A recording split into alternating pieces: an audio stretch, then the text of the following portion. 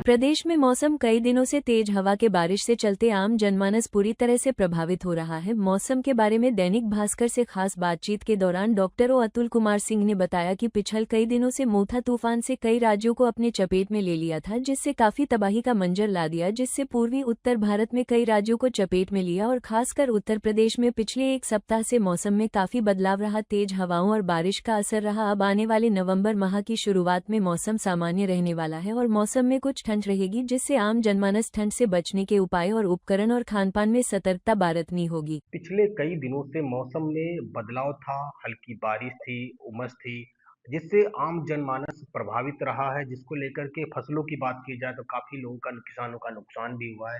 हमारे साथ में खास बातचीत के लिए मौजूद हैं डॉक्टर अतुल सिंह जी। बात करेंगे कि क्या कुछ मौसम में रहा है जो पिछले एक सप्ताह में मौसम इतना बदलाव रहा कि अनेकों बीमारियां हैं, जैसे सर्दी खांसी तमाम चीजें।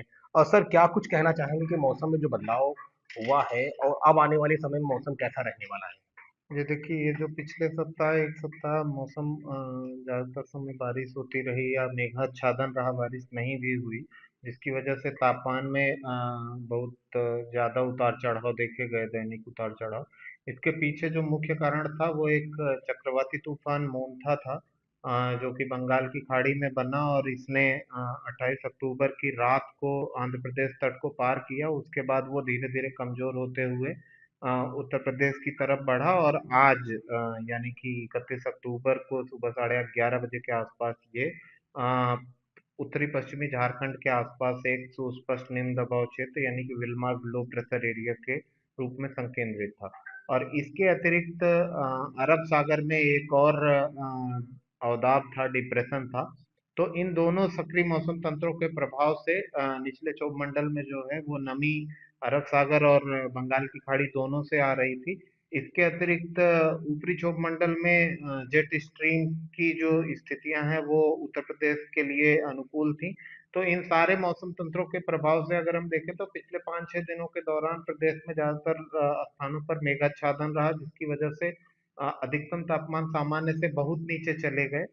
और इसी क्रम में इस तूफान ने प्रभावित किया, उसके पहले उस डिप्रेशन का प्रभाव था, जिसके कारण प्रदेश भर में हल्की से मध्यम बारिश का दौर जारी रहा। और पिछले 24 घंटों के दौरान प्रदेश के पूर्वांचल के कुछ इलाकों में भारी वर्षा भी हुई, जैसे कि मिर्जापुर मंडल में या बलिया मंडल में कहीं कहीं भारी वर्षा दर्ज की गई है। अब अगर आने वाले समय में बात करें तो जैसा मैंने बताया, ये अभी उत्तरी पश्चिमी झारखंड पर है और आगे आगामी 12 घंटों के दौरान इसके और कमजोर होकर बिहार की तरफ आगे बढ़ने की संभावना है। तो मतलब आज 31 अक्टूबर के दिन दिन भर इसका पूर्वांचल के कुछ जिलों में, सुदूर जिलों में जैसे बलिया के आसपास इसका प्रभाव है। बाकी जगहों से पहले ही कम हो गया है और आज रात तक वहां से भी कम हो जाएगा। तो कुल मिला के 1 नवंबर से जो है वो मौसम धीरे धीरे साफ होना शुरू हो जाएगा। हालांकि पूर्वांचल में कहीं-कहीं कल भी बादलों की आवाजाही या हल्की बूंदाबांदी की संभावना से इनकार नहीं किया जा सकता, परंतु 2 नवंबर से जो है वो सभी जगहों पर मौसम शुष्क हो जाएगा। डॉक्टर साहब, जानकारी थोड़ी-सी ये लेनी है कि क्या कुछ रहने वाला है मौसम, क्योंकि अभी हाल में जो मौसम बदला है, मौसम में बदलाव हुआ तो आम जनमानस में तमाम बीमारियाँ जैसे सर्दी, खाँसी और दिन में गर्म मौसम और शाम को ठंडा मौसम, इससे अनेकों बीमारियाँ बाहर निकल के आई हैं। तो ऐसे में कैसे लोग परहेज़ करें? क्या सुझाव उनके लिए होंगे और आने वाला मौसम उनके लिए कैसा होना है? देखिए, अब वही आने वाला जो समय है, अब ये जैसे ही ये मौसम साफ होगा उसके बाद जो अधिकतम तापमान है वो 2-3 दिन के अंदर इसमें 4 से 6 डिग्री या इससे ज्यादा कहीं कहीं 8-10 डिग्री की भी बढ़ोतरी देखने को मिलेगी। इसी के साथ जो है वो न्यूनतम तापमान इस समय सामान्य से काफी ऊपर चल रहे हैं, उसमें जो है वो 3 से 5 डिग्री की गिरावट होगी। तो अभी तक अगर हम देखेंगे तो दिन और रात के तापमान के बीच में जो अंतर है वो बहुत कम हो गया था, सब जगह सिनेरियो लगभग एक जैसा ही था। लेकिन अभी वो जो डायurnal वेरिएशन हम जिसको कहते हैं, दैनिक अंतर जो होता है रात और दिन के तापमान में, उसमें काफी वृद्धि होगी।